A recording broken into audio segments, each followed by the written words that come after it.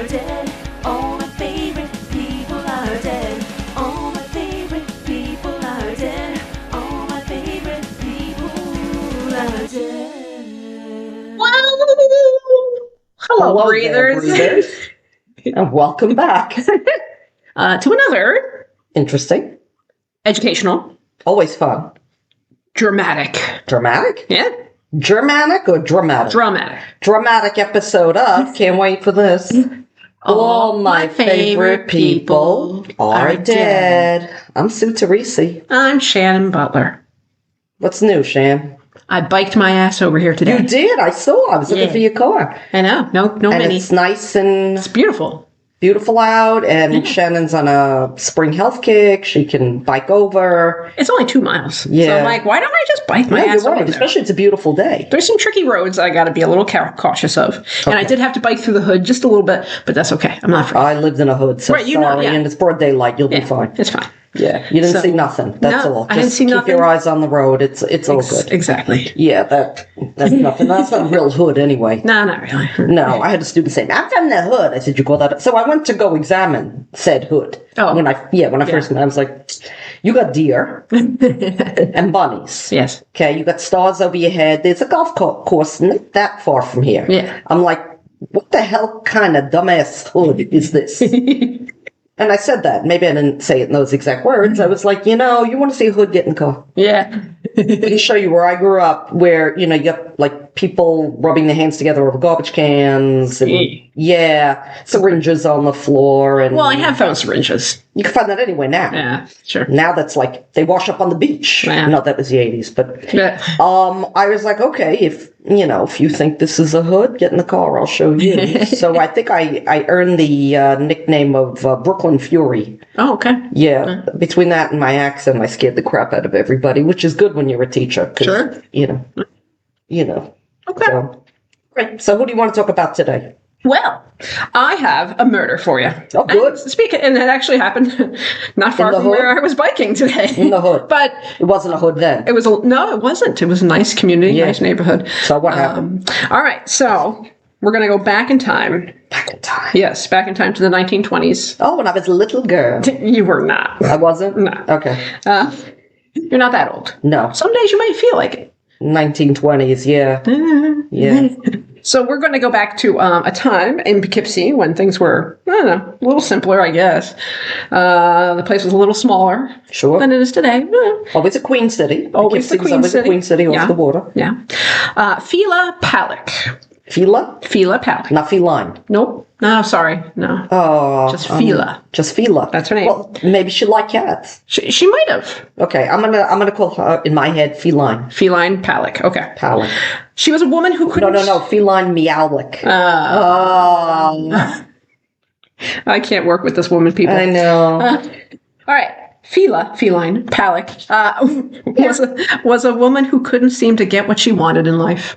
Okay. Historical records indicate that she appears to have been married off at the age of 10. 10? 10. 10. Her parents married her off at 10? Yep. When she moved from Lithuania to Russia in 1911. So this is going back, but 10 is pretty damn 10 young. is, I've heard of child brides, but Yeah. 10? 10. Okay. Yeah. Oh, wait. In that marriage, she had 2 children, though one died in infancy. When her family came to America, they moved to Chicago, and it wasn't long before she divorced her first husband and moved to the East Coast. She moved around in the years surrounding World War I with a series of jobs and partners.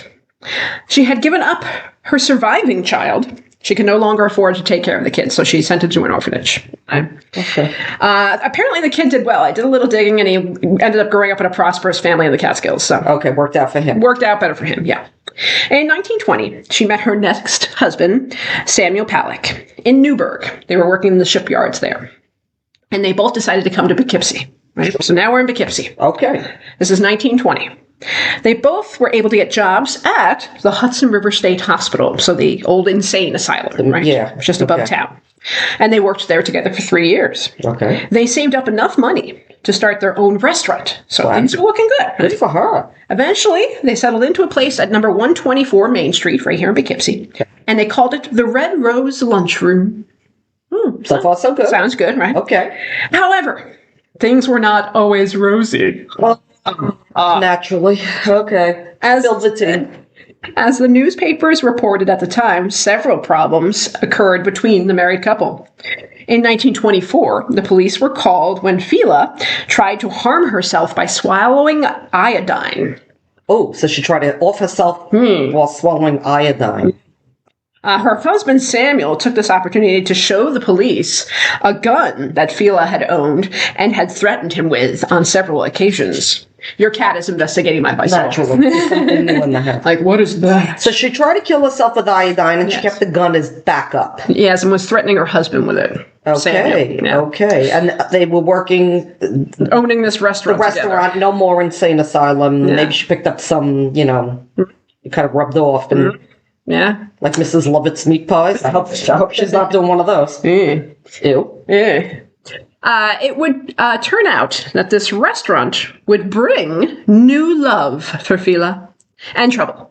Oh. Henry Gagnon, a handsome and married rigger from out of town, stopped by for lunch regularly on his way to work on the construction of the brand new Mid-Hudson Bridge. Uh-huh. Right, so there's a lot of guys coming from out of town To work on the to bridge. build the bridge, Okay. right? So these guys are coming from all over the place. Fela and Henry started hooking up. And they both married. They're both married, right? Okay. Her husband's right there in the restaurant with her, Nice. and she's meeting up with Henry on the side. And she makes him an iodine cocktail. No. Oh, okay. Records indicate that it was well known in the area Oh, that okay. the two were seeing each other, right? Including by her husband. Yeah, so it was reported that divorce between Samuel and Fela seemed likely, right, by neighbors and friends and things. At some point, Fela got pregnant. And when she confronted Mr. Gagnon, Henry Gagnon, about being the father of her unborn child, he rebuked her and claimed, "It could have been any number of men, even your damn husband." Right? Nice guy. All right, the plot thickens. So this appears to have been the point in time when something snapped in Fela, because she decided to put an end to Henry. Ooh, Yeah, for what he had done to her. ooh, And wouldn't acknowledge. ooh. On August 11th, 1928, as Henry and another bridge worker walked towards a laundromat at number 151 Main Street, Fela came up behind him with a .25 caliber Colt automatic pistol under her coat, and she fired 5 shots, 5. 4 of which hit her intended target. While Henry lay on the sidewalk bleeding to death, Fela casually walked back to her restaurant, where she informed one of the waitresses to call the police. Oh, gee. Whoa. Nobody saw it. Everybody must have saw seen it. Everybody saw it. Tons of witnesses on Main Street in Poughkeepsie. Okay, so she shoots this guy in shoots cold him blood, right in front of everybody. and he's down on the ground, Right. and she goes back to making lunch. She just goes back and she's like, oopsies. I think you need to you call call 911. well, Yeah, 911 didn't exist back then, but it was 119. Call the It was city police. Call one. call just one. Call the coppers. Call the coppers. All right. Policeman Wilson Van Wagner took Fela into custody, and she surrendered willingly. While she was sitting in the Dutchess County jail cell, she proclaimed, "I am happier now than I have ever been in a long time." Murder does that. She also said that she needed no lawyer and was happy to face the price for her crime. Even though she's pregnant. She's pregnant, yeah. She's not really thinking this whole thing through. I don't think she thought any of this. Yeah, I don't. What's plan B there, Feline? Yeah, seriously. okay. Feline. Okay. Within a few weeks of her imprisonment, her disposition managed to change as she faced first-degree murder charges. Oh, no. She thought she was going to get away with it? Uh-huh. Yeah. Suddenly, He had it coming. He had it coming. Suddenly, she informed the press that she only wanted to hurt Henry, not kill him. 5 times. 5 times. She was assigned a lawyer, but there was another problem that had to be dealt with. Fela was going to have a baby. Yeah. In January of 1929, she was taken to St. Francis Hospital, good old St. Okay. Francis here in Poughkeepsie, Had the baby. where a guard stood watch until she finally gave birth on February 1st. Fela gave birth to a boy, and newspapers proclaimed the Dutchess County Jail will have a new inmate, Oh. not prisoner, within about 2 weeks. Oh, that's great. So the baby is doing time with mom. And guess what she named him? Wait. Henry? Yeah. Oh, boy. Henry Gagnon. The whole name. The whole name. She named the baby after his man she dad. shot. The that man she murdered. Yeah. Okay. All right. I'm sure there's a moral here. I'm going to have to marinate on We're going to have to this. think about it, yeah. Yeah. In February of 1929, a cell in the Dutchess County Jail was converted into a temporary nursery. Oh, isn't that sweet? Right? For the newborn baby so that Fela could nurse him. Photos of Fela and her child, with cell bars in the background, could be seen on newspapers across the country, as people wondered how someone so lovely could commit such a horrible, brutal crime. In March, Fela's attorney, William Mulvey, brought in Dr. Clarence O. Cheney from the Hudson River State Hospital Here we go. to examine the mind of his client. The goal was to determine if she had suffered from a fit of emotional insanity While pregnant. while pregnant, right?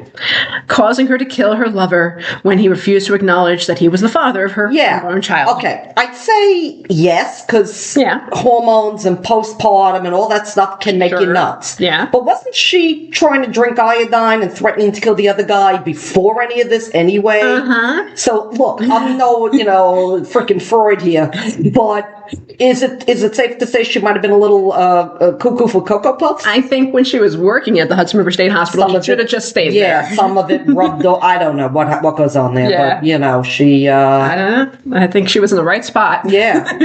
And On the wrong side of the table, though. I'm surprised I didn't see this sooner. No, because she's a nice, sweet lady. She is, yeah. Okay. So, let's see. So where was I? District Attorney Alan S. Reynolds was preparing his own file of evidence as he hoped to send Fela to the electric chair. Ooh. That was his goal. For what he saw as a cold-blooded murder. Yeah. Reynolds also worked to keep the newborn child out of the courtroom during the trial because he felt it would sway the jury. Right. So? Because she was like, I need to bring my child with me to nurse. I'm going to nurse And he's him right like, here. No, you're can't. not. Oh, you can't, send me. What? Yeah. I got a baby. It's bad enough. People all over the country had already seen pictures of her holding their baby in jail. Of course. And now they're like, that's going to sway the jury. You can't fry her. Mm-hmm. Exactly. Huh. When the trial began in early April, there was no shortage of witnesses. Plenty of people had seen the shooting take place in broad daylight on Main Street in Poughkeepsie. Others had seen Fela and Henry together as a pair. The most important of these witnesses was a man named Astrid Petrain, who had been a roommate of Henry's and was also working on the construction of the Mid-Hudson Bridge. Mm-hmm. Astrid remembered Fela coming to their apartment on several occasions and had seen the two be intimate together. Mm-hmm. He testified that he had been next to Henry that day and saw Fela come up from behind with the pistol under her coat. On the sixth day of trial, Samuel Palick, the husband, First husband? Yeah. Testified for nearly 7 hours. He got up there and testified 7 hours that she's cuckoo for Cocoa Puffs. Well, he testified on the details of the affair that his wife was having with Henry and how it had destroyed their marriage. Okay. Yeah. Poor guy. Yeah, I feel bad for him. He didn't do anything. He didn't do anything. Yeah. Although, why did she want to kill him then? She didn't want to kill her husband. Well, Yeah. she was threatening with a gun before, yeah. Because She's cuckoo for Cocoa Puffs. because she's cuckoo for Cocoa. Okay, Yeah. so it's not really him. I don't think it's him. Okay. Although, hey, we don't know. We don't know. Maybe We weren't there. he was a jerk and she was like, I'm going to kill you. And then she figured, what the hell with this? I'll be happy with some other guy. Yeah. I mean, I'm not defending this. Who knows? We weren't But there. you don't know. Yeah. Maybe he times might were be innocent. Yeah. Maybe he drove her insane. Could be. Men will do that. Yeah, that's for sure. So, at the end of the trial, attorney William Mulvey brought in yet another doctor from the Hudson River State Hospital, Dr. William Thompson, who declared that Fela was indeed insane when she fired that pistol on August 11th. He said, quote, that she was not capable of distinguishing between right and wrong.